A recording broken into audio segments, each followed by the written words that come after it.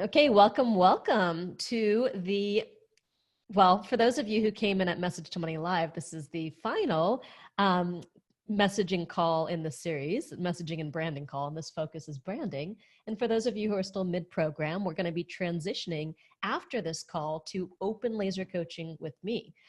Since you also have access to the Blue Sky mentorship messaging calls, and I figured you might just want to ask me whatever you want to ask me.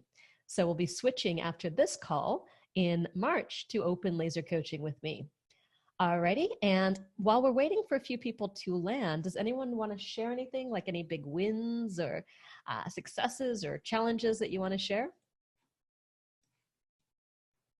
I briefly shared yesterday, but I'll share again. Uh-huh. I did 2.5 times my January 2019 revenue in 2020 for January. That is awesome. So what is that revenue? Do you mind me asking? It was just over 20,000 for the month. Boom. That's awesome. So, and February, I think I had 8,000 last year. I'm already at 2,800 above that for what's committed for February. So even without whatever comes in the second half of the month, I'm already 2,800 above last year for February. Boom. Sweet. So, yeah. Very, very so cool. That would be definitely some EPM action happening there. So thank you. You're welcome. And I am launching a new arm of my business in March. A new arm, you said. A new arm of my business, a new arm. So I just got off my call with Matthew, and I already decided this, but I mean before I joined this, but I'm going to be looking through the lens of applying everything I'm learning with you through how does this apply to more or less thinking it's like kind of that as a new business that I'm launching. Very cool. Very cool. Just remember, you can't have more than 2 arms. Just kidding. Good reminder, stick to 2. Yeah, business is a little different than life, luckily. Sweet. Alrighty. So I'm going to wait just a couple more minutes. Does anyone else want to share anything? What about you, Camille and Chris? I know you have been up to a lot. Let me know if you want to share something. We have also got Dee. We've got Tiffany on the line. Got a lot of movers and shakers. I've just been working on a sales page, and I feel like it is in a lot better shape. Nice. Yeah. I'm excited to get it published and get it out there. Sweet. He's been doing a great job too. I imagine. I missed what we're supposed to be sharing because I just got on and my speakers were not working. Yeah, just circuit. If there's any kind of big win or update you want to give us while we're waiting for a few people to land, because I've never had such a small group of NLMers before. Usually it's quite a lot more. So yeah. We've been working really hard on the sales page and trying to implement so many different things, but it's been really good. We just need 10 of us. Yeah, don't we all, right? I know, right? It's hard. Yeah, for sure. Very cool. All right, so Beth Ellen, Tiffany wants to know about your business since I know you're newer to the program. Yeah. And yeah. So Wings to Soar Online Academy empowers dyslexic kids through online personalized learning plans.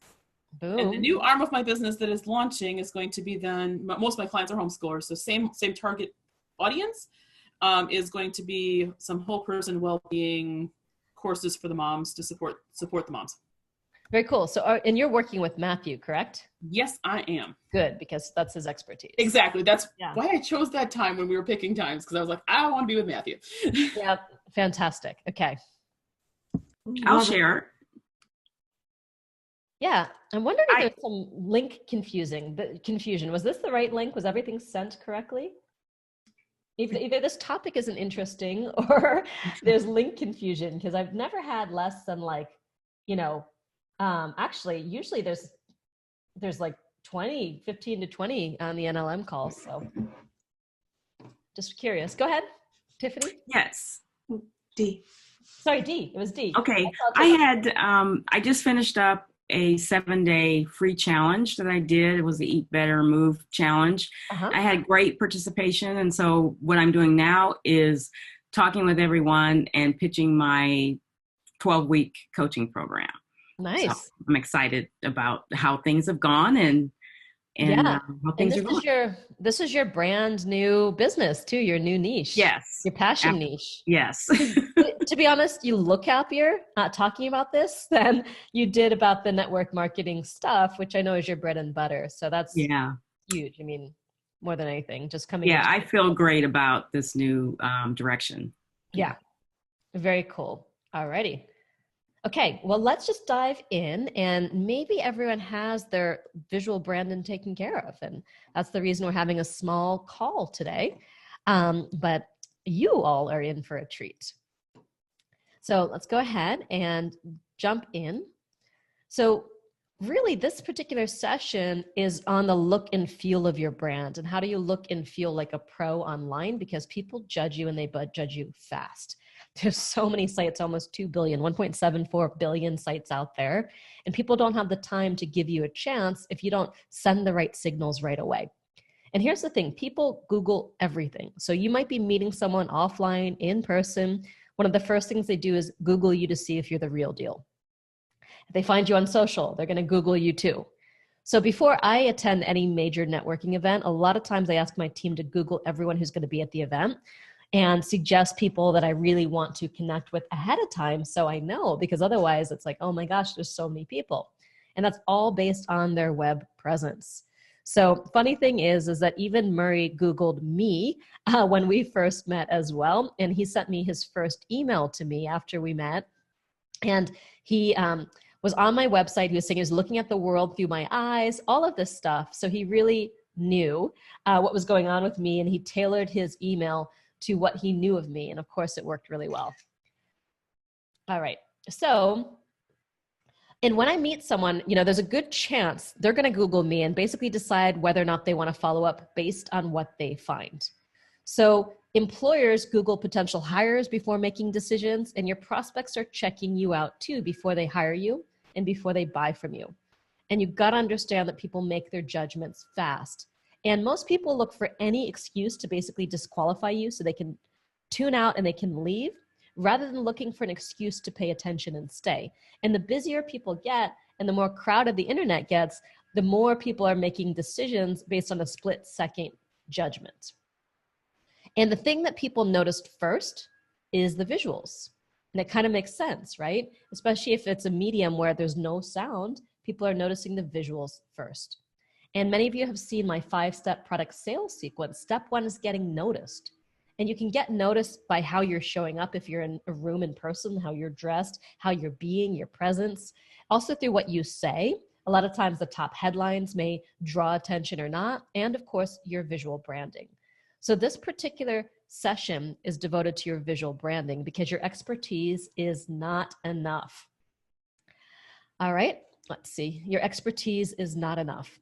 You also need to be sending the right signals about who you are. And those signals ideally are congruent with your natural energetics. So you're not saying one thing and then sending different signals through the visuals of your brand. So there are basically 6 visual branding and web design elements that comprise your first impression. The first one's your overall graphic style. And I covered this at the last retreat. So I'm not going in depth on this now. I think Beth Ellen, you weren't there. It's the first training in the first module of Website ATM. So you can still do this one on your own. Your color palette, your font palette, your logo and visual branding, your photos, and your videos. So these are all the web design visual branding elements that comprise your first impression, where people tend to hinge their judgment of you. So we also went into videos a bit more in the last training. So what we're going to be focused on here today is these middle 4. All right, starting with your color palette. So color can grab attention almost more quickly than any other visual element. And it's important to understand that. And it creates so much mood and so much feeling.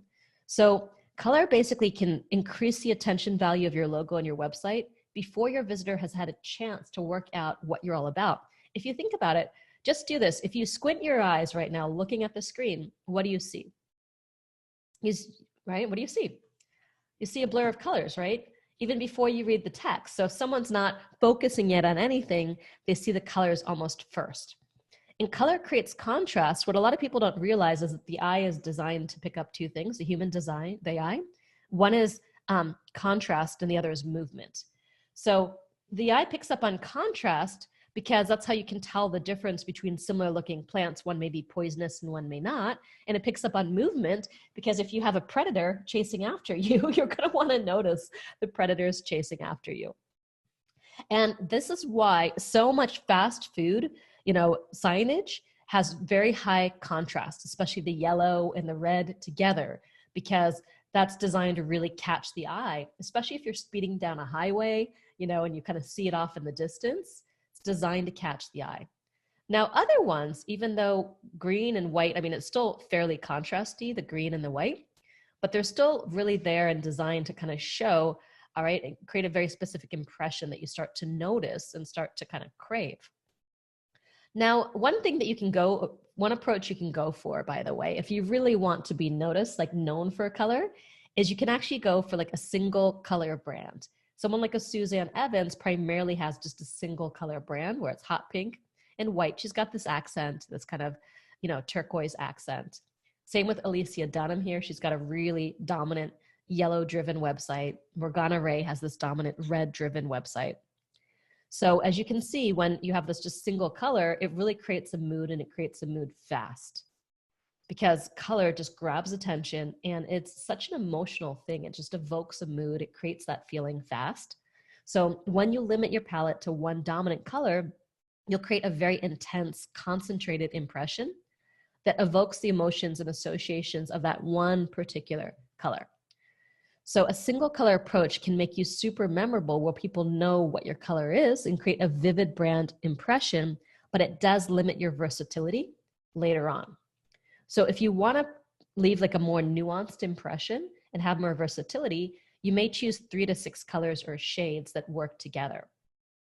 And having more colors comes in handy, especially as you expand your product suite and your offerings. Then particular products could have single colors within the overall palette. So EPM has that lime green, a Blue Sky Mentorship has the turquoise, Next Level Mentorship has the orange. Not all of those, like EPM green isn't part of our main Live Your Message palette, but it's kind of like a sub-brand that really has its own environment. But as you could see, you could just pull off colors from the palette to create sub-brands that have their own micro environments within them if you don't want to do a single color palette for your brand as a whole.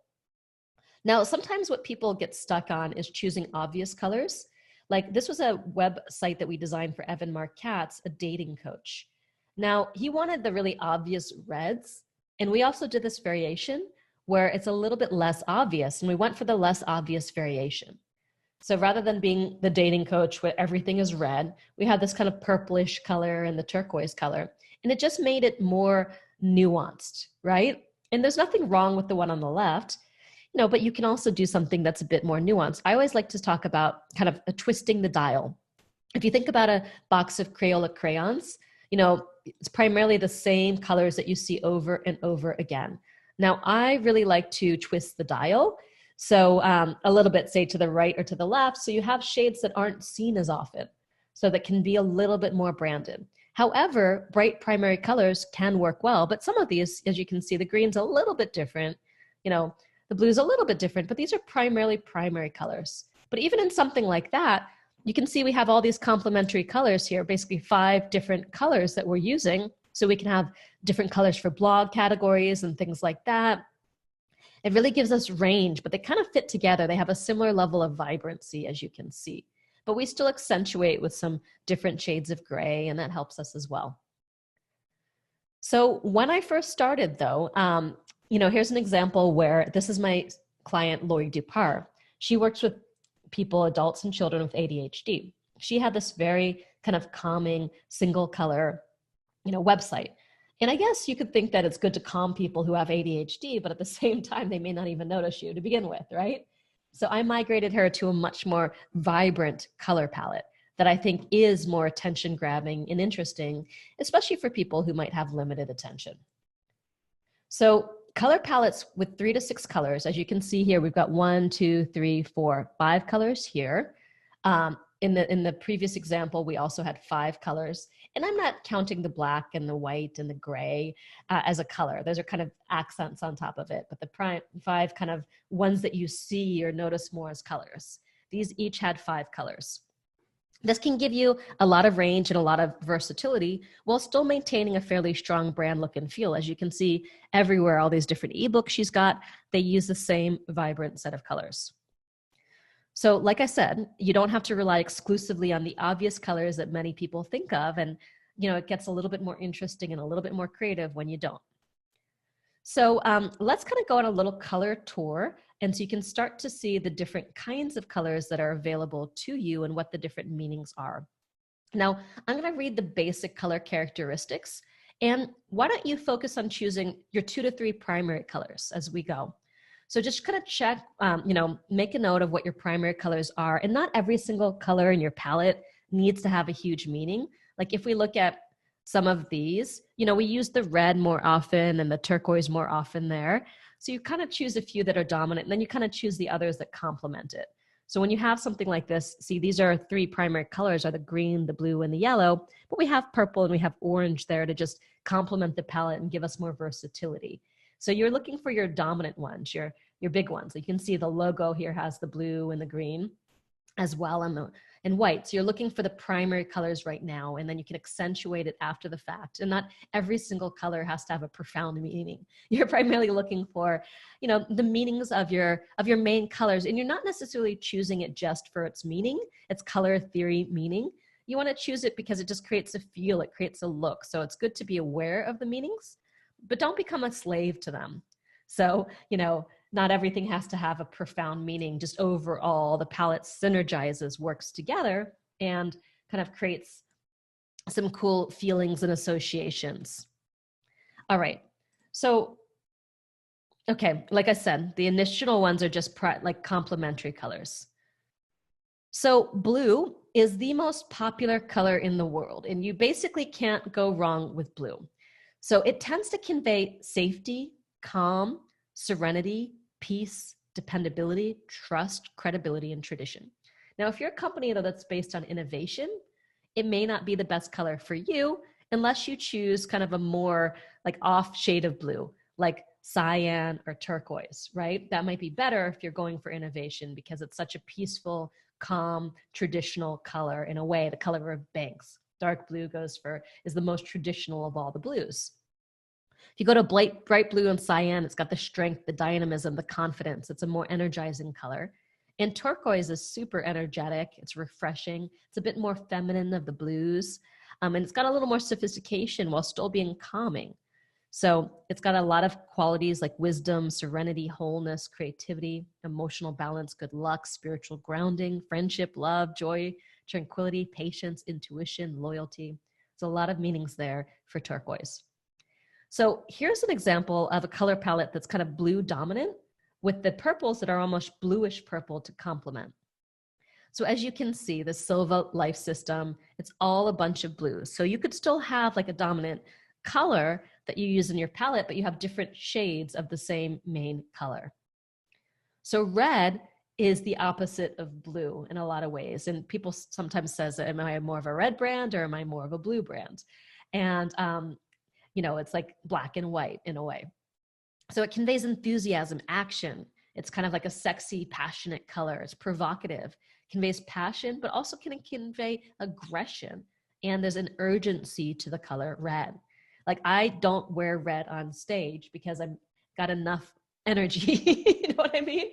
And if I wore red the entire day, I would be a lot to take in for people. So I might wear a blush tone to tone down my natural energy. So when it comes to color, you can also balance your energetic with color if you're wearing color on, say, a video or something like that. But that goes beyond what we're going to talk about here today.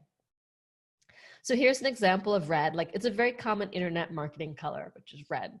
And I've heard different opinions about, how effective it is. It's definitely got a lot of contrast, especially black, white, and red is super contrasty. At the same time, red can convey stop, like a stop sign, at least in the US. And traffic signal. So I tend to stay away from just red. It feels a little too straight up marketing-y for me, just the bold red color, but it's still a very awesome color. And if you're in the field of love, many, many people use it. So pink is a softer color, conveys more femininity, compassion, nurturing, love. I personally used to hate pink until I discovered blush tones and realized that pink does not have to be pretty in pink, Molly Ringwald pink. You can have a lot of different shades of pink and there are different ones that can work for you. So pastel pink has a soft, romantic feel to it. And the more vibrant or hot pink shades convey passion and energy. So there's different ranges to how you can go pink.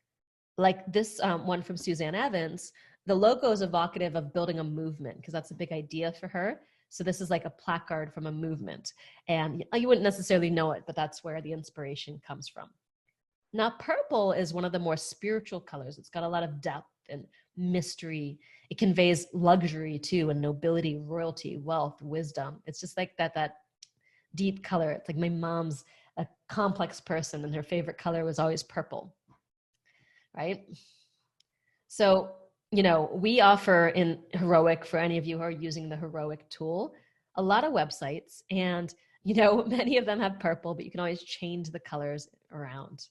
We've also got orange. Orange is one of those colors that does kind of convey, fun, warmth, happiness. It's a bit quirky. People like it or they don't like it. Friendliness, communication, expression. A lot of tech companies like ING, use, or more innovation-based companies use the color orange, right? We use orange, but it's an accent in our logo. Yellow is a vibrant color. It conveys joy, happiness, energy. It's activating. It's stimulating. It's not usually often used as the dominant color like you saw with Alicia Denham's website. It's usually used as an accent like you saw the buttons in Morgana Ray's website. So one thing to understand is the color wheel overall. So, you can have basically across the color wheel is supposed to be very complementary, but it can also be high contrast when you go directly across the color wheel for something. So if you go kind of the shades next to you on the color wheel, it's a lot lower contrast. And then there are things that's called split complements where you jump to.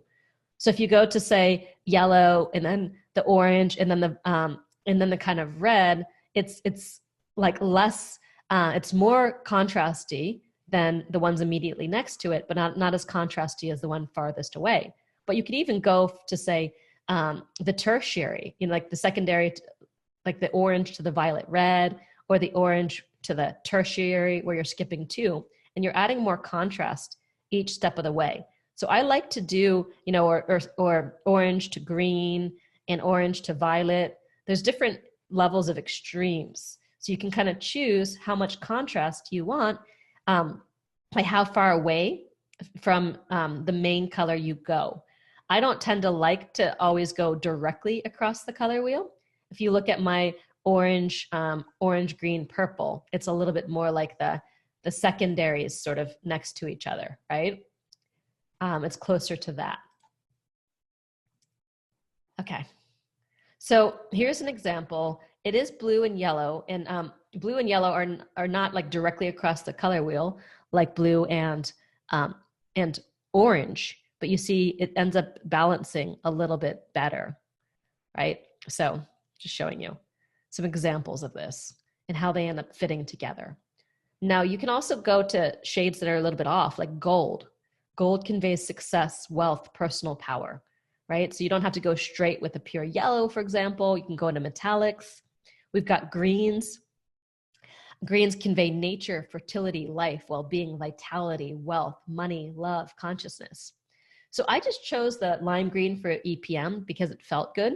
And then I discovered that in studies done by major corporations, it's actually the color that conveyed more trust than all the other colors put together recently. And I just chose it. It felt right to me, which is kind of funny. Some examples, you just got to be careful because green can look pukey in some variations, right? So you have to be kind of careful of the shades of green that you pick. It doesn't also look very good in pastels, like mints. So green looks good when it's saturated, when it's vibrant. Hunter green can work well, but there's a lot of shades of green that don't translate, especially online. Like these shades could work well in color, in like a fabric, for example, but they don't look so good on the web because the color of, say, printers and fabric is very different than the color of the web.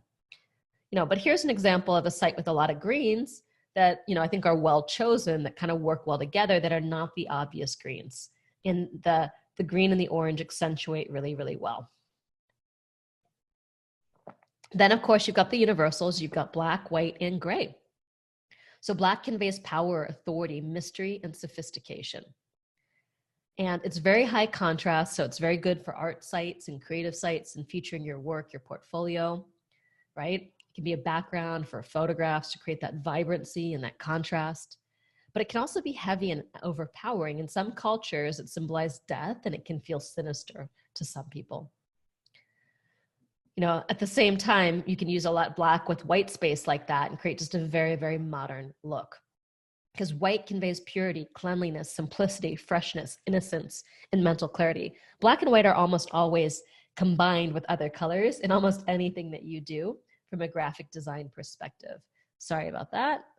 And here's gray. I almost always integrate some kind of gray in palettes as well, because it's just like complements everything else. It's good for a background as well that you can put other colors on top of and text on top of and break up just a white page so it's not all white.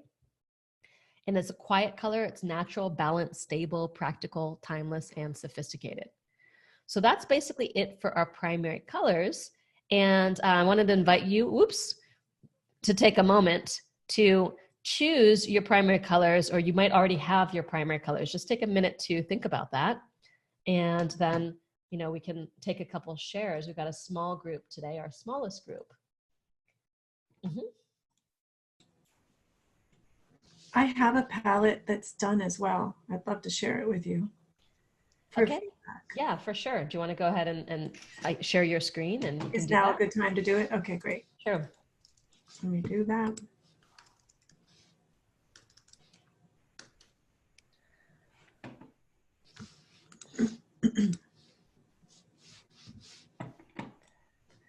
So that's my logo. I have gotten some feedback that it's busy, but it conveys a lot. So I'm working with my person right now to maybe get rid of some of that shading that's in the background, the fuzziness of the gold. Well, I won't comment on your logo yet because we're going to do that later on. So let's just look at the colors for now. I haven't covered logos yet. Got it. Okay. So just giving a feedback to how it's used. So this was a person who does your business soul colors. And so she reads you as a person and then also your business. So that's how this came to be. Yeah. So what's the current palette? So these are options. So you're thinking of changing the palette? Yeah, well, they're actually what I've done, and I'm in the midst of creating, you know, the Thinkific site, which I don't know if it was a mistake or not, but it's just in trial right now versus maybe going with Heroic. But the point is, I'm finding myself using a lot of different of these colors within the palette because to me they're all complementary. So I'm not locking in. Yeah, you might. I mean, I think that the overall it's good. You may want to avoid too many shades that are too close to each other. You know what I mean? Like A7 AD and A. Well, no, they looks like they're okay. I guess they're the same. It just looks different. But some of them, like a lot of the oranges are like the D58658 is too close to the E98A53. So if you're to choose one, I would choose the one on option 2 instead, because it feels like it's not as brown, you know, or it's also relatively close to option number 1. So for example, the orange in option number 1. And I like the distinction between, say, the blue in option number 2 and the blue in option number 3. They have like more of a range, and you could still use the top blue in the current palette if you wanted to, but there's range there, right?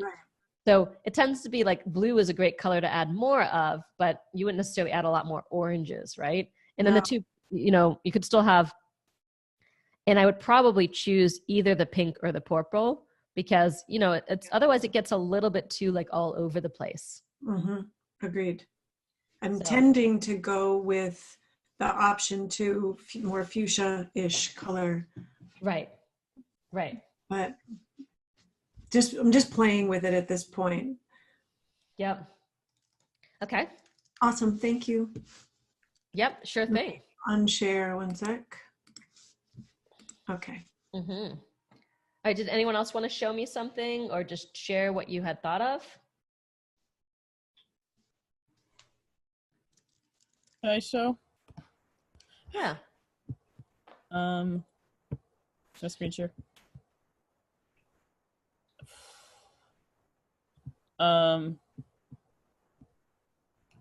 So these are just some of the things that I've done recently. And then here's one that I use fairly often.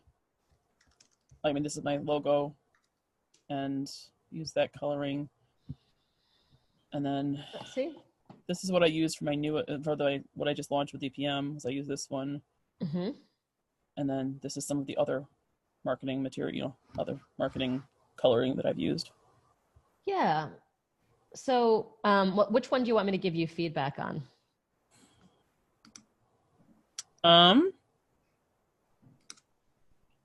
All right, and that's my book cover. Just in terms of color palette only. Yeah. No, I don't know. Let's see.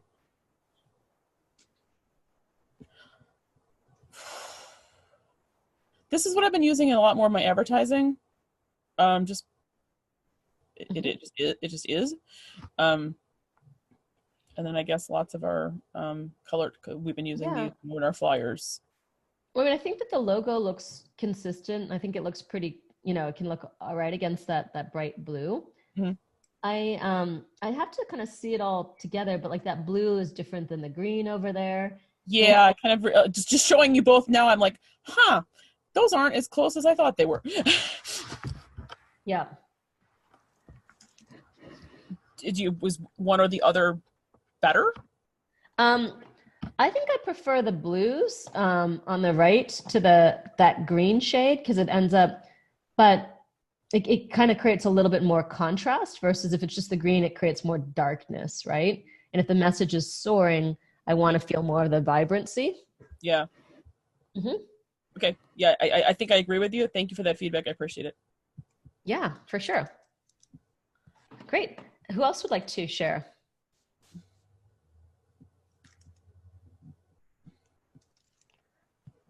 Anyone? Okay, Dee, great. Okay, let's see. So I need to share my screen, right? Yes. Okay. I can see it. Desktop one.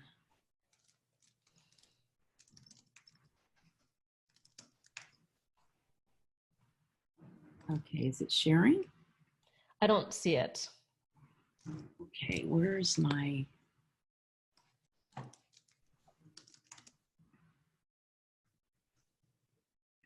I'm sorry, something is not... I see the one in the top, but it's not giving me the option to click. Oh, there it is. Okay. Sorry. Okay, so let me pull this down.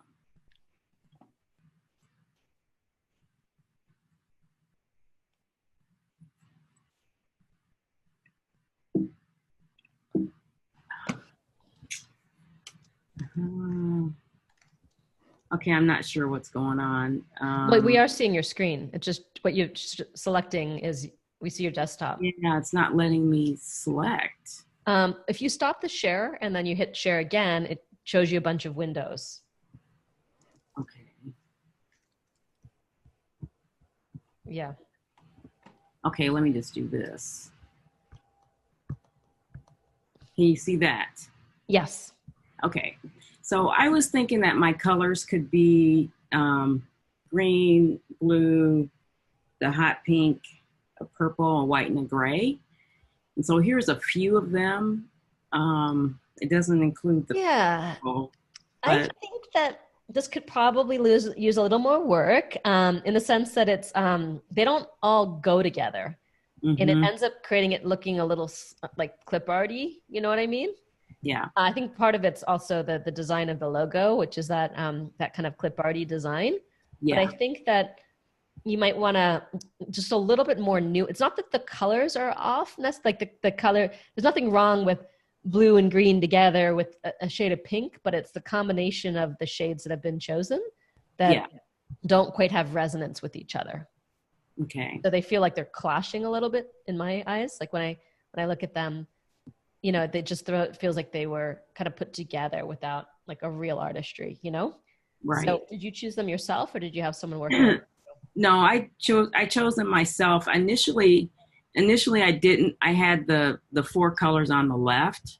Yeah. And then when I took my pictures, my dress is this fuchsia color here, this hot pink, and then my other dress was this blue. So I thought that I maybe should gravitate to the more vibrant colors. Got it. Well, the 3 colors you don't have to match yourself 100%. Like I don't look good and I can't wear chartreuse, for example, the EPM. I tried, by the way. So I don't wear that color because it doesn't fit me, but it's great for the brand. So you'll notice in all my EPM videos, I wear black, white, or gray for the most part, and sometimes a fuchsia.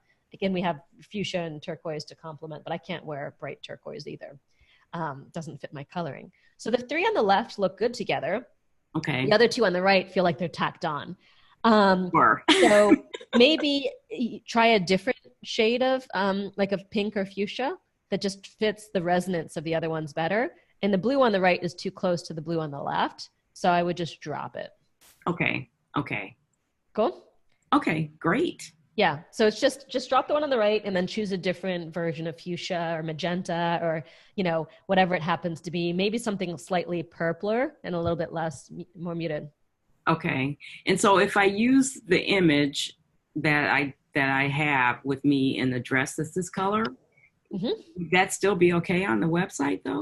Yeah. And in some ways it's good for you to come pop out from it anyway. You don't necessarily have to be so coordinated and matchy-matchy. Okay. In fact, it can be a little much when everyone's too matchy-matchy, you know? Yeah. Okay. It's okay. Like at this point, all the blog posts, I just wear whatever on a blog post. I'm not trying to coordinate every color with, but as long as it's in my palette and I look good in it, that's really what I care about more. Okay. Now there are some colors like that might clash against that you might just decide, okay, based on where it's going, it's clashing, but none of, you know, but I don't think the fuchsia would have clashed. Okay. Great. Very cool. All right. Sure. Anyone else want to share something? I would like to, if you don't mind. Of course. This is fun. On our sales page. Sometimes part of it's just a feeling. Like, you know, I have a palette that I use for my clothes, and I don't wear things that are only in that palette, but they have to kind of feel like they're resonating with the other colors. And that's what you sort of look for. Okay. Can you see that? Yeah. I have a question about the gold at the top. Well, let me scroll for just a minute. Then I'll ask you my question. Yep.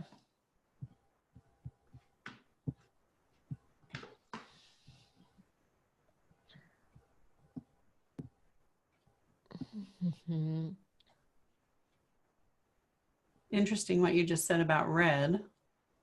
The red actually feels like it clashes, to be honest. Hold on, scroll with the feel of the sites. It's very traditional, you know, it's like a very traditional set of colors.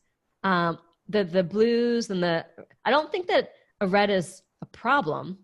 I think that the red may actually be okay. It might be slightly too dark for, if that makes sense. Yeah. It might be a little too brick.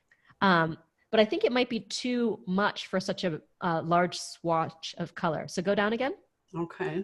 So I think that the thing about red is it looks good as an accent. It's not usually good as a background for a huge area. So you could use it as a button. You could use it as a headline.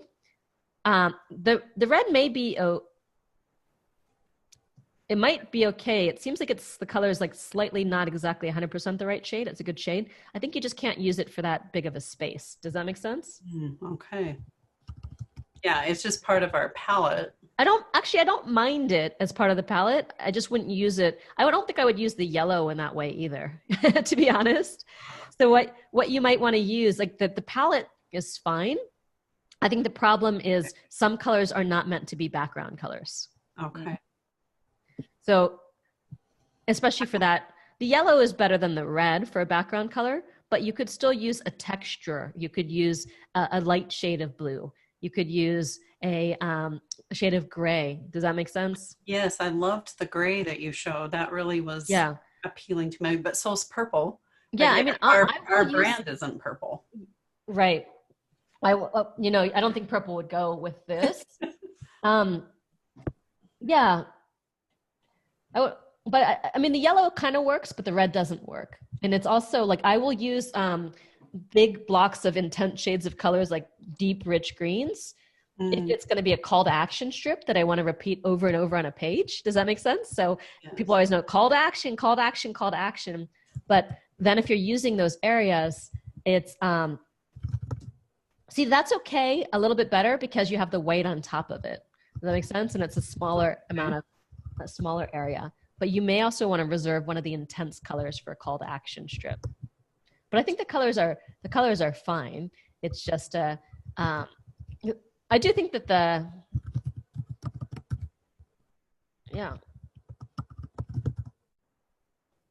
I do think that the red could be either like toned down like a notch, like in terms of vibrancy. Because what happens is, you know, like Jefferson Airplane, and you see those psychedelic color things, you know, it's doing what I call being vibey, meaning that that the exact density, they're both very intense and at the same density. So this creates this like vibiness. Does that make sense?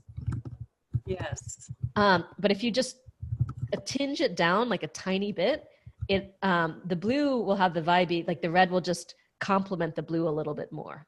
Okay. And put a texture, you think put a texture in? You could put a texture in some of these, but I mean the shade itself, like if you wanted to switch it, I would just slightly mute the red. Just not a lot. It's like the tone is just slightly off. It could be by muting, it could be just, it's like it's not 100% the right shade to complement everything else. Everything else kind of fits really well. It's not far off. It's just slightly off. Does anyone else feel that, by the way? Yeah. Thank you. So it's just a feeling. So like that, the yellow with this texture looks really good. Okay. And because that looks better than the flat yellow itself for a background. But then you see the only challenge you're having is the button color doesn't work so well on top. So I think that richer red might be better on top of the yellow, or you could do a white button. Okay, so and make it fatter too. We were told to make the buttons really super ugly, according to our coach. Well, it's not about ugly. That's supposed to stand out. So that button actually feels too thin, too long, and it's not enough contrast against the yellow. So that doesn't mean that it has to be, it's not about being ugly or pretty. It's just about contrast. And I think that's what they mean. But they just don't have the graphic language to tell you what they actually mean. Does that make sense? Yes. So that should be about twice as fat and half as wide.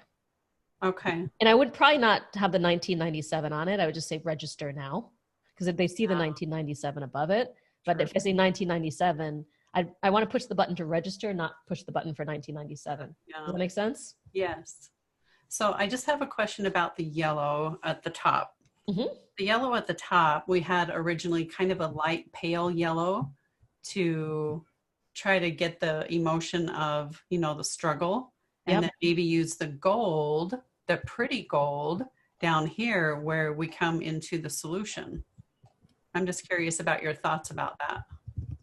I'm going to have to see the shade of yellow. Okay. You know? It was actually, she had it just a little bit lighter. Right. I don't, yeah, I mean, I don't know if it should be kind of an ugly, not really ugly. I'm sorry I'm saying that, but more of a pale yellow. And then as you move into the solution, it's more into our color palette for the psychology behind it. You know, I mean, I mean, the yellow does have like a lot of hope and richness to it. So you could try to reserve it for later on down. Okay.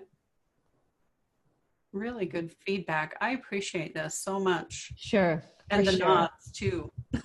Yes, thank you so much. Yeah, for sure. So we need some texture, it sounds like, in here. Yeah, because I think the texture kind of makes things look a little less flat and a little bit more vibrant, plus just a bit more nuanced and more palatable to the eye. What can I ask you about these, you know, the Z format itself? So I want to just focus on color so I can get onto some of the other things. Okay. That's okay. Yeah. Thank you. Sure thing. All right. Anyone else with something related to color? All right, Alicia, go ahead. Share. Oh, cannot share. All right. Go ahead and just hit share and it'll stop the other share that's on right now. We cannot start screen share while the other participant is sharing. All right, hold on. Let me try to knock them off. Share. Sorry. Or okay, there you go. Okay. Let me share that. Can you see my color palette here there? Mm-hmm. These are for kids, correct? Yeah, it's for kids. Do you have it as an example on a page or something else? I can't, I was looking at our page. I don't know if you can actually see that. Oh, just a second. How do I do this? Oh gosh, I don't even know. It's a little hard because they have black outlines around them, because that actually changes the color. I usually don't put any outline around Okay, well, it's kind of, is it in the thing behind you right now? Okay. Yeah, actually, yeah, these are the characters. So that's the colors. The colors of the characters are the colors within the palette. Great. We'll scroll down a bit. And so anyway, yeah. Can you see now the page? I can. Okay, this page, I don't think we even have the characters there. We basically use the green there a lot. And we didn't use the orange or the purple except for our logo. There you go. Here. Yeah, that looks a lot better there. 2, 3, 4. Maybe let's see. Yeah, I think it looks good. Obviously it's for kids, so it's a very different kind of thing. Yes, it's for kids. Yeah. Yeah, there it looks really good. Okay. All right. Great. Thank you. Sure. All right, anyone else on this one? Or shall I go on to the... Go ahead. Hi, I'll show you mine. Sure. It's in progress though, so. Not to worry.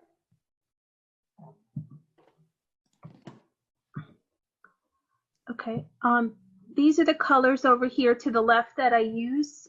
The pink is pretty much in everything I do. I've had it with me from the start. It's in my logo too. So I try to carry that throughout.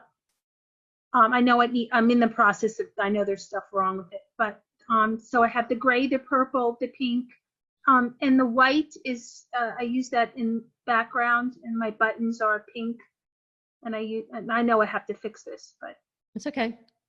I'm just paying attention to the colors. That's kind of where I've just been using the pink, the purple, not much of the purple. I realize now I don't even have that much of it in there, but the pink is really my color, I guess. Signature color, I suppose. It's on my business cards too. I think it looks good. I mean, I think the one thing that I often recommend doing is that the button is a different color than, all the text. Like if the text is hot pink, maybe the button is different. So then it stands out a little bit. Okay. Okay. So, yeah. Maybe you either use, if you're using the hot pink for the headlines, maybe you use the purple for the buttons, or you add in a turquoise or a yellow or something like that can accentuate it. But other than that, I think they're the good colors for you. Okay, great. I like them. I've had them for like 3 years. Even my book has this. I use the colors for my book cover. Yeah. Try to incorporate. Okay, so you're saying just change at this point, just change the buttons. Okay. Yeah, and the buttons maybe go to the purple, and if that doesn't stand out enough, try a turquoise or a yellow or something like that. Cool. Great. Thank you. Thank you very much. All right. So shall we go on to, or was there anyone else? If you can stop your screen share too, that'd be great. I'm sorry. I'm kind of putzing around. I can do that for you. Okay, thank you. Sure. Thank you. Sorry about that. No worries. Okay, well, let me go on to the next segment. And these kind of all go together. They harmonize together. All right. So next piece of it is, this is like an example of opposite of the color wheel. Like I said, it's the most intense contrast. I don't tend to like opposite of the color wheel. It feels very Walmart-y to me. You know what I mean? In the sense of just the contrast being a little bit too intense and not as sophisticated. But that's just me. I tend to like a little more subtlety. So like I said, the closer they are, the more it's like a kind of peaceful in a way because you've chosen a color and they all sort of go closer together. This is called a split complement, I think, where you do one with the, and instead of directly across the color wheel, you do the two on either side across the color wheel. So a split complement is certain color combinations that you can find that create a little more subtlety. So yeah, there's a lot of different colors that we've got within Heroic that are palettes that are already synergized with each other that you can kind of find if you want to look for a pre-made palette. There's also a lot of sites that you can just Google color palettes. Now, some of these are more professional looking than others, but they're put together, a lot of them, by graphic designers. Okay, so you've already kind of done this. So the goal is to be super consistent to your color palette and not change it all the time or use different variations or use a color that's slightly different than the others. You want to keep it super duper consistent so you become known for the set of colors, your materials become recognizable. Now, next up, you've got the font palette, okay? And just like a color palette's a collection of 3 to 6 colors, a font palette's usually a collection of 3 to 5 branded fonts that you use consistently across your web pages and all your other materials. So here's an example of a palette where you've got a title type, like a headline type, for example, or accent font type, subheadline type, and body type. So for example, we have this extra accent font that we use for some titles. We've got the body font that we use, and you have different fonts that kind of synchronize together. Usually you have a logo font. Sometimes a logo font can also be your headline font, but sometimes it can be just only used in the logo and you never use it anywhere else but in the logo if you want it to always look distinct on the page. It also depends on how, idiosyncratic the logo font is. Like our Live Your Message font's pretty simple, so we can reuse that font, that type if we want to. All right. And then, so all of this, by the way, is in the logo and visual branding module of Website ATM. So it's the first module if you want to go deeper. Then you have a header and title font. So this is a lot of times like your headlines, and these are the most important bits of copy on your page. You really want these to be clear and eye-catching. You don't want this to be too novelty, because when you use such a novelty font for your headlines, people are focusing on the font more than they are reading the headline. So you want the headline font to be complementary, but somewhat invisible, if that makes sense. Like they jump out while not calling too much attention to itself, because it's calling attention to the words itself. Hopefully that makes sense. It's a little paradoxical, but you want it to stand out, but you want it to stand out in a way that highlights the words versus highlighting the font, even if the font is a little bit different. And the right headline itself can double and triple conversions, especially when it's emphasized in the right font. So like I said, this can be the same font as your logo font, but it could also be different. So if you use a fancy font in your logo, you want to use a much simpler font here. So I want to show you the difference between a good header font and a bad header font. Can you see the difference? The one on the left is just chunky and fat and calls attention to itself. The one on the right's a little bit more invisible, even though it's bold and you pay attention to it. So a lot of times you'll see on websites these H1, H2, H3, H4, and they just denote different kinds and styles of fonts. So you ultimately, if you're building a website, you want a style guide of defining what your H1, 2, 3, and 4 is. Now, don't worry too much if you're doing your site yourself, but this is kind of correct semantics for websites. Then you want body copy, and this is the font you use for all the rest of the copy on your site. You want this to be as clear and legible as possible. You do not want to go with something very idiosyncratic here at all. So let me kind of give you some examples of typography just so you understand the basics of different kinds of fonts. The main distinction between fonts is whether it's a serif font or a sans serif. Serif are basically the little tails at the end of letters, and sans serif does not have the tails. So the tails make them look more traditional, because if you think about it, it used to be chisel on stone. So as people chiseled these letters, it'd be so easy to do a little flourish with the chisel at the end of a letter. So the more clean modern fonts came about more in kind of, like I said, modern times on printing press and things like that.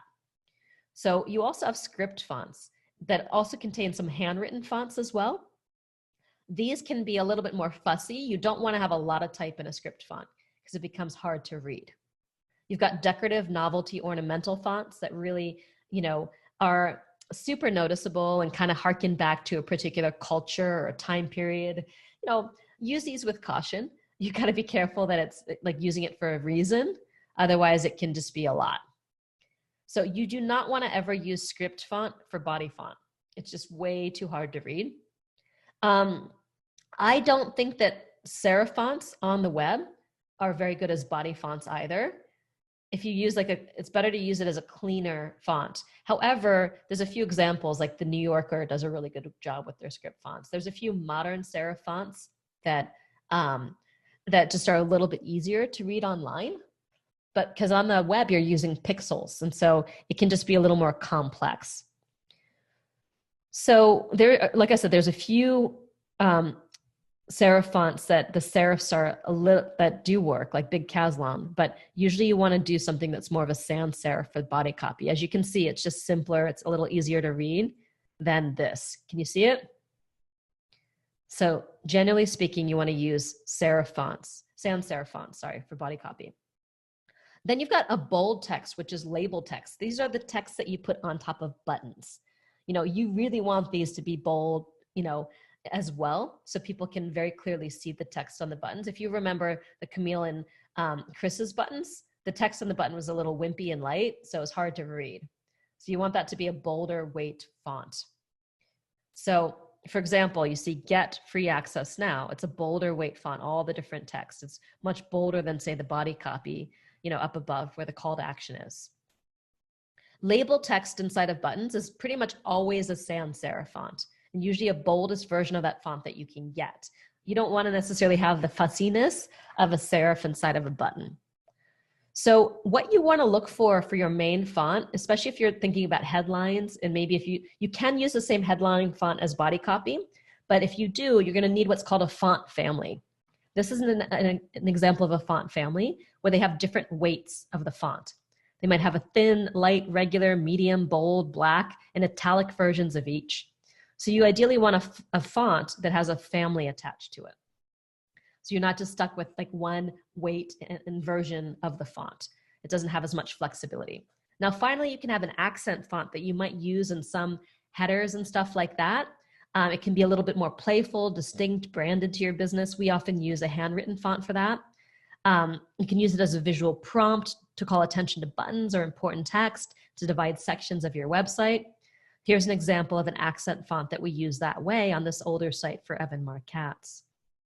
All right. And here again, to call attention to the social sharing as well. All right. You can see the action font in action. We use it here for the blog categories too. And here we split the headlines between the accent font and the regular font on our Start With You sales page. We use them on our main headers here for the Live Your Message site.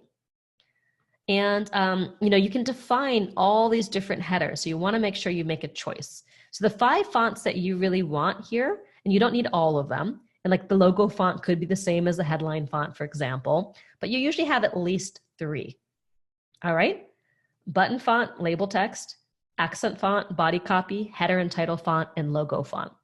You usually have at least 3 distinct ones, but sometimes it could be different variations within a font family. Like you could have the body text be just a plain version and then use that as a headline as a bold version of it. But sometimes you want the headline to pop a little bit more and just have like a slight difference from the actual body text. So have a sense of just whether you want to go more in the sans serif direction or in the serif direction. And if you want to get kind of interesting with your logo font or accent font, just have us think about that. And does anyone want to show me what you've got? People think about colors more often than they think about fonts.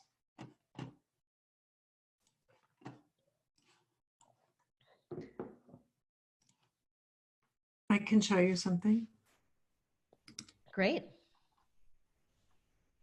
Pulling it up.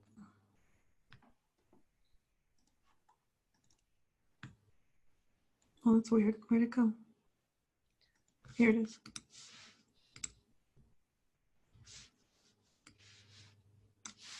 And actually, I changed my tagline since doing this. I know we're not looking at that, but Sure. I'm actually looking for a good script font, kind of like what you do, but I haven't found it yet. It's hard to find good script fonts. Mm-hmm. But you also have this more serif font. So yeah. And I don't use serif font anywhere else on the site. Mm-hmm. So yeah. Well, it's emotional memory theory. That's serif. Yeah. Those are my services and counseling style. Yeah, some of that has changed. So when I was doing You're breaking up. I was interested in, I just started what was that?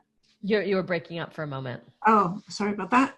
So what I was saying is that I was starting to look at different fonts that I felt were clean. Yeah. Well, those examples are very different than what you've gone with. The ones that I know. But I'm in the midst of changing all of that. And also looking at. Well, I prefer more of the new examples because your work is so cutting edge and it makes it look traditional. Yeah. Like traditional spiritual seeker right now, but it's not traditional. You mean what I'm showing is not traditional? No, the Heal and Thrive as it currently is traditional. Yeah. But the newer examples that you showed me are less traditional. Exactly. And your work, from what I know of you, is very innovative. Yes. So you might want to go with the more innovative, cleaner fonts. Yes. So I'm in the midst of collecting a bunch of different things in order to get give some information to the designer. Yep. To help totally. Me. Yeah. Great. Yeah. So I would go for something a little bit more that matches the innovative quality of what you do. So it doesn't feel like, you're more of a traditional spiritual seeker. And I know you would think that spirituality is not traditional, but a lot of it is. No, absolutely. So, okay. Yeah. Cool. See, that's very traditional. Exactly. There. Exactly. So just trying to. That's still a little on the traditional side. Exactly. So, but it still has this kind of modern kind of vibe to it. Well, it's the modern vibe is more about the use of color and white space than it is about the fonts. I see. Okay. That's a good distinction. If you're giving them font examples, these font examples are traditional. Okay. Right?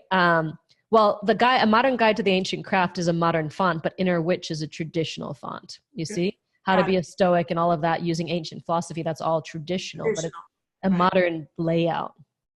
Right. Well, the one on the left is a modern layout. The one on the right is kind of a traditional layout. Absolutely. And these, you would say, are more... well, so these are different. This is much more of a clean, flat look. And if you look at 31, this has kind of got a little bit more of a artistic look. So I think that you're showing such a range of examples that contradict with each other that you might be getting some weird things back from your design team. Well, I haven't gotten anything back from them, so I need to give more direction. Yeah, they might be confused. So I would go back to define your graphic style first, too, because this goes beyond font. Like I kind of like the Soul Searcher's Handbook approach for you. I think that would be that at least that top font is interesting, for what you do. But see, both of these have a very artistic bent to them because they have all the layers and things like that. Some of the others, 32 kind of has some artisticness too, but the one that's 33 is more of a, like flat kind of, right, a little different. That's very different to me. Exactly. So you have to also ask them, what are you looking for? Is it you're looking at fonts here? Right. How are you looking at, And this feels very old, almost ancient. Yeah, I wouldn't. Too nostalgic. Right. So yeah, I would just be careful because you're giving them so many very different things that they're not going to know what it is that you really want. Well, no, this was just a collection for me to just sort of say, okay, what do I like and what do I not like? Got it. Nobody's seen any of this. This okay, good. I just want to make sure you weren't giving all that to your design team. It's just for me to start thinking through, feeling through. Right. Yeah. Okay, cool. Thanks for the feedback. Sure. But yeah, can you all see that, like, a lot of times people put together a bunch of stuff that they like, which is cool if you're at this stage of but before you give it to a designer, start to kind of like simplify what you give them. Yeah. Got it. Thank you. Or they'll just take one direction and run with it. Right. Great. Who's next? All right, Alicia. I have so that slide that you showed before. So in general, you want to be consistent and you don't want to have too many fonts within one website. No, and you don't want fonts that are contradicting each other either. So for example, could you use the same font for a title and a subtitle? Yeah, you could. And it's usually the subtitle would be, it's common to use the same font for a title and a subtitle. The title would be bigger usually. Yeah, bigger, bold or whatever. Yeah. And okay. Do you want to show me something? Or is it more the consistency is important, right? Yes, it is. Like not to make it too wordy or whatever. Yeah, okay. Yeah. Did you want to show me something or was it just a question? Well, I mean, I can share this website here,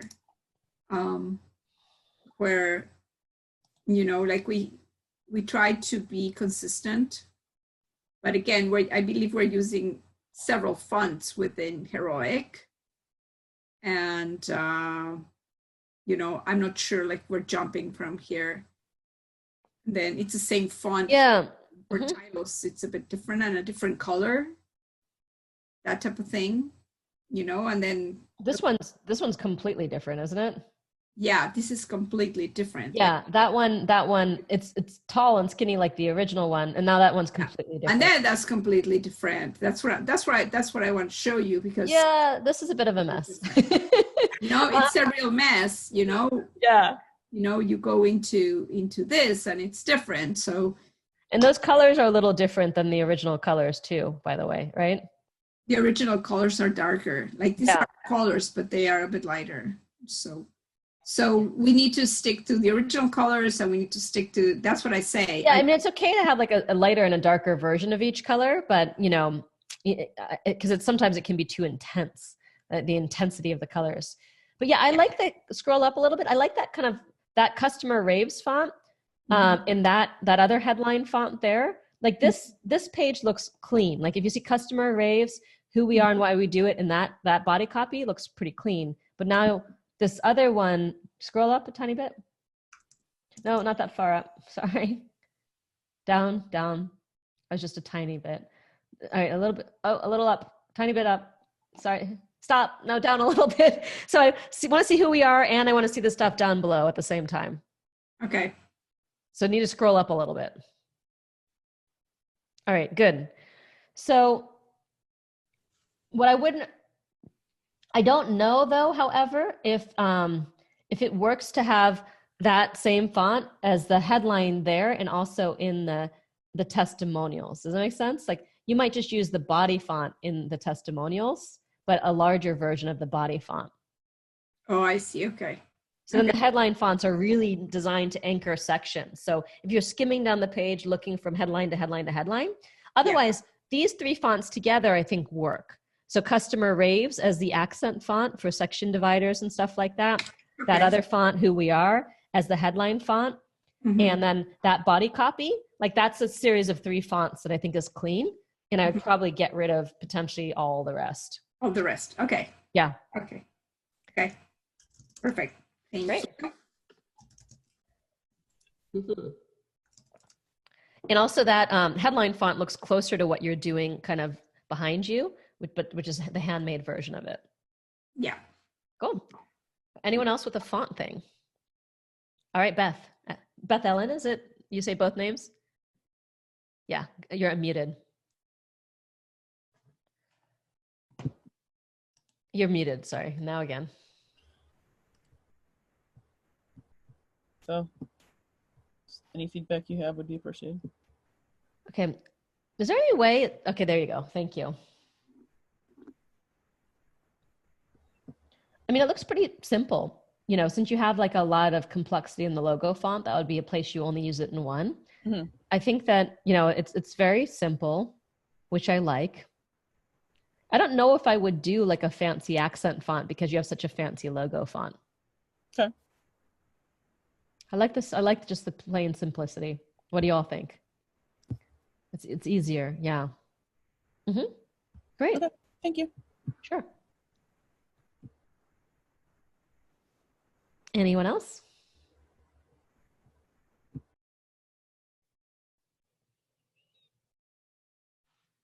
All right, well, shall we move on to the next piece? Great. All righty. So next up, let's talk about your logo in visual branding. So a logo is basically a graphical interpretation of your business or your personal brand. It's a marker or symbol that conveys your name and often hints at what you do or even what you stand for. So there's a lot of different ways to do a logo. Some logos have icons like the one on the left, and some are just font depictions. So font depictions are a lot easier than icons, but icons you can use in a lot of other purposes. So there are two kinds of logos, the font-based logo and the icon-based logo. Let me run you through some font-based logos first. One kind is just a simple font. It's your full business or personal brand name in a clear, well-chosen font. There's an example of just a very simple font-based logo, right? Here's some more examples. So these are famous examples. All right, and there's a whole training on this in Website ATM in that first module too. So like I said, the four main font styles are serif, sans serif, script, and decorative. So let's see, you would kind of choose one of those styles to do a simple font logo with. So these are examples of, that's a serif, that's a sans serif. All right. Now, like I said, you do want to choose a font family for your simple font logo if you wanted to use the logo font in other contexts. Otherwise, a logo font can be a standalone, like the wings of the Wings to Soar one that we just saw from Beth Allen. That's a very fancy font. That obviously would not have a font family attached to it, but it wouldn't be appropriate to use in other places. Then you've got a handmade font. A handmade font's a font that's created uniquely for you. It doesn't exist anywhere else, and it gives you a distinctive look because nobody else has it. Here's an example of a handmade font that was made for Doug, right? Here's another one, David Nagel. That's kind of his signature. Here's some more handmade fonts that are kind of unique to the companies that have created them. Then you can go with initials, which is very common, especially for a personal brand. It's just representing your company name or your personal name with two or more initials. Here are some examples, and doing some kind of cool type treatment with the initials. Laura Roeder has become LKR everywhere. That's her handle, LKR. Then you've got font-based logo, which is font and shape. So this isn't exactly an icon, but it's basically your business name or initials inside a simple shape, like a square, rectangle, circle, line, or a symbolic custom shape. So this is kind of a font and shape logo more than it is really a full-on icon. Here's another example using the lines and the circle. Then there's font and meaning, which is a hybrid between a font-based logo and an icon-based logo. It's primarily driven by your business name, but it includes some simple graphic element that symbolizes your business, something simpler than an icon. So this is one of the most famous examples. Can you see where the meaning is? Does anyone know the story of the FedEx logo? It's famous in the world of graphic design and typography because the way the E and the X has been fit together and the kerning, which is a space between letters, creates an arrow between the E and the X. So it's a shape formed by the negative space in between the letters by you choosing this very specific kerning, because FedEx is all about delivering to the destination. So that's why it's such a famous case study in logo design. You know, here's another one. It's not exactly an icon, it's just adding a star. So those are the 5 kinds of font-based logos, and go ahead and choose one if you think you want to do a font-based logo. Now we're going to get to the icon-based logos, and there's 7 types of them. Now, when you create a strong iconic symbol, the symbol can start to represent and evoke your business on its own. Like we use those Live Your Message pies in a lot of different places, and they're recognizable. However, it's hard to do an icon well. You have to have real graphic talent, or it can look like clip art, basically. Here's some famous examples where the logo itself has come to be seen on its own. Now, the first kind of icon-based logo is abstract. So it's an abstract yet suggestive or representational symbol or pattern paired with the type treatment of your name. Here's some examples of abstract logos, okay? Just to go back to what Tiffany shared with us earlier, What you want to make sure in a logo is you want to make it very, very small and it's still legible. Even if you're on a business card and the logo is very small, is your logo legible? If not, you may have too much complexity in the logo. So you could still have multiple elements in a logo, but it has to be simplified and kind of abstracted in a way that it still plays at small and large sizes. So this is kind of also one of those sacred geometry pieces, but it's simple, small. All right? So you can kind of see even there in that small context, you can still clearly see the whole thing. Here's some more abstract logos. And ideally, you want a logo that creates a graphic system. So with these gears, we were able to reuse basically those gears everywhere, and it created a bit of a graphic system. So that's kind of the ideal world, is to create a graphic system. We use those circles and also those angles of the pies, like just an angle like that a lot in Live Your Message.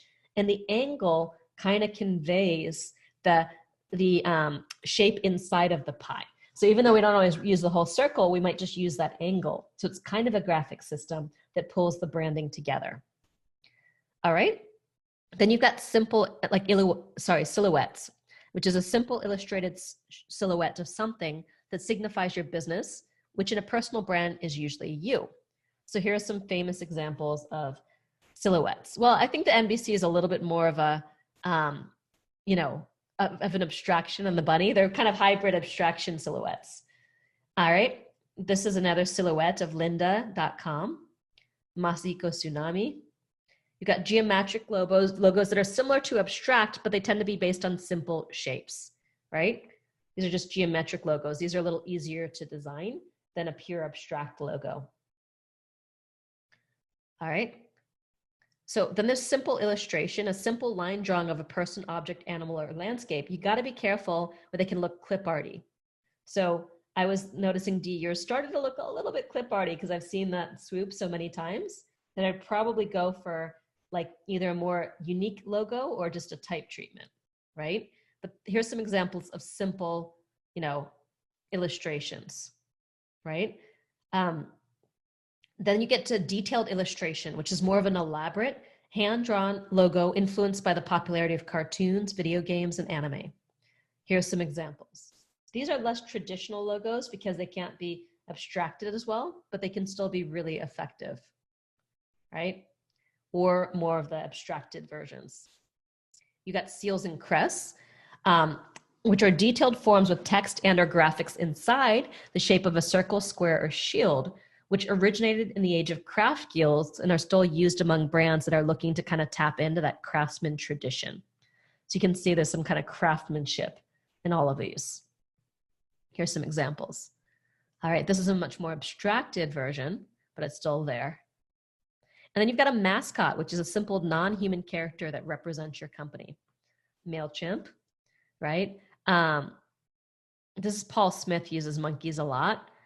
Mascots usually are not a great fit for a personal or solopreneur brand if you want to make the work more about you. Leapfrog VA had this little frog in a tuxedo for a while, and it was a little distracting.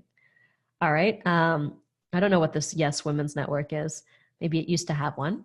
But those are 7 different kinds of abstract icon-based logos. So if you know you want one of those, go ahead and choose it if you haven't designed it already. And now we'll just go to shares if you all want to run your logos by me. Go ahead and share your screen and dive in.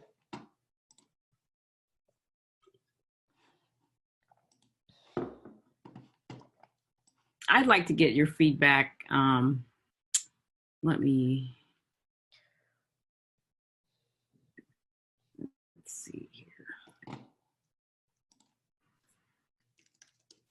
Okay, are you seeing those logos? Yeah. Okay, now I actually paid somebody to give me a clip art logo. Yeah. That happens. Although I didn't know that's what it was, but my guess is that, that shape is not particular. There's a lot of those shapes of pictures of people with like that circle head, and you just see it everywhere. Yeah. So, okay. So so this is health and wellness.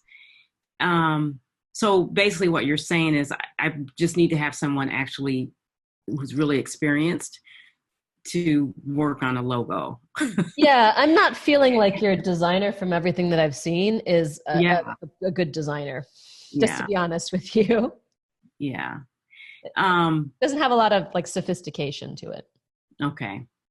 I'd like to offer something if I could real fast, having done a little bit with Dee, that this femininity to maybe be able to convey something with the voluptuousness of women who are over 50, and because your target market is not a little green man jumping over a hurdle.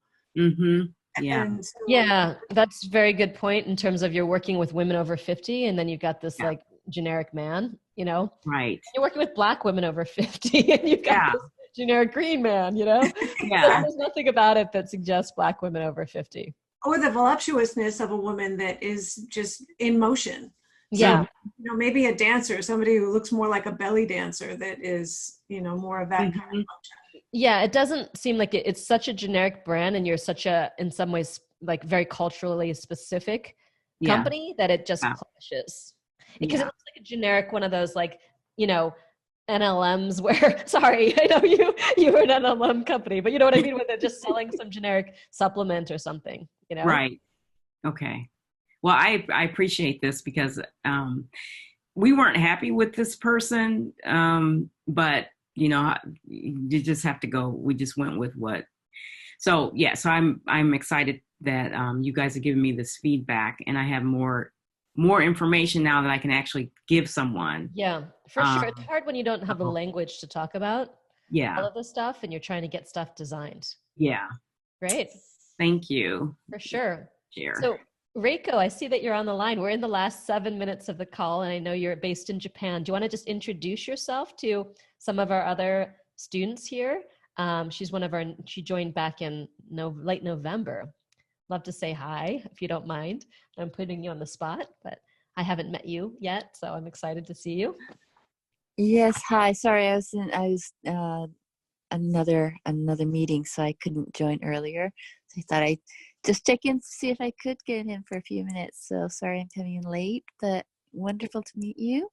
Not to worry. Do you want to share a little bit about you and your business just so the other students can meet you? And if you want to show any of your graphic, like visual branding, your logo, I'm doing critiques. Sure. Well, my name is Reiko, and I am based in Japan, and my work is in personal development field and spiritual in the spiritual field. And for the last 5 years, I've been promoting my guru, my teacher, and we've been working with people, probably like more of a smaller group of people, to really shift how they live their lives, and work through blocks and work through patterns and things that are holding them back from living like the lifestyle they like to lead. I'm sorry. I wasn't prepared to even talk. It's okay. I just saw you and I was excited to see you. And just so Reiko and Beth Ellen know that I'm doing a call on Thursday, February 20th at 1:00 for some of the students who've joined in the last 3 or 4 months, just as an extra orientation call. And, also since some students are transitioning out and a bunch of new students are about to transition in, to help situate you and understand, all the resources and things that we've got going for you. So if both of you can make it Thursday, 1:00, an email will be going out Thursday, the 20th. Great. Right? That sounds wonderful. I really look forward to that. Sorry, I wasn't really prepared to say anything. So yeah, great. So does anyone else have a logo thing? Tiffany, did you want to bring up yours now? Great.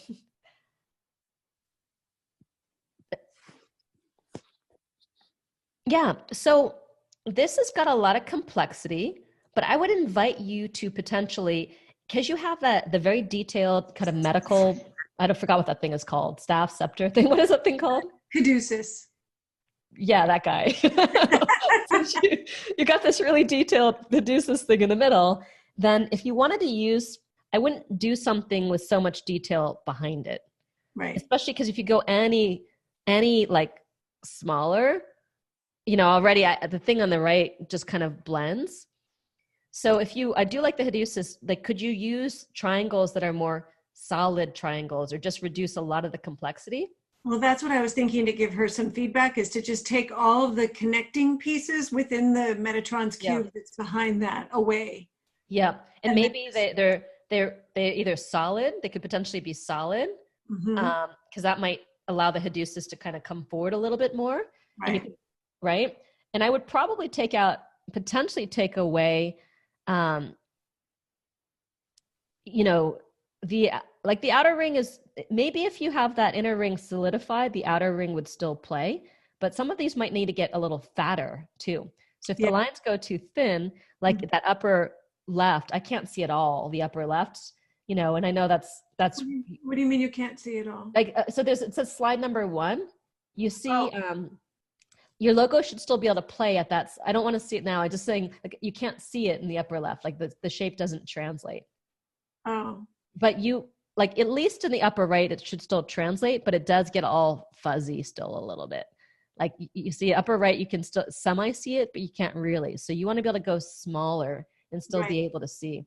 So maybe you remove some of the additional shapes on the inside and figure out what are the shapes that are important to you.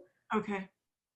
Now, you can still have symbols that you use elsewhere, but in the logo form itself, there's just a lot going on. So you've got shapes inside of shapes inside of shapes inside of shapes.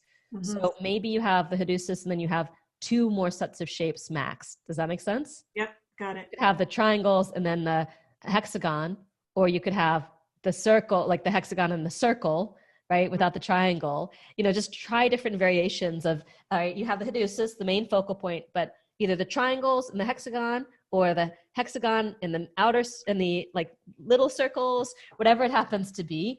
But I don't think you're going to be able to do more than 3 unless it was way super simplified. But 4 sets of shapes on top of that, it's just a lot. Got it. Thank you for the feedback. Sure. Okay. Alrighty. So we are basically at time, and there is a post on my blog about choosing imagery for your photographs, kind of going more the lifestyle version or the energy version of transformation, like more about you than what you're wearing in your background. And that was kind of the main thing. But there's also a whole training within the first module of Website ATM, all about the visual branding aspects. So all the different pieces that I shared with you today, there's basically a whole video training on each one of these 6 pieces. So we covered 3 today: color palette, font palette, logo palette. I definitely recommend the overall graphic style and the photos. Having like a photo brief is really key too. So you really kind of want all of that stuff together ideally, okay? Alrighty, excellent.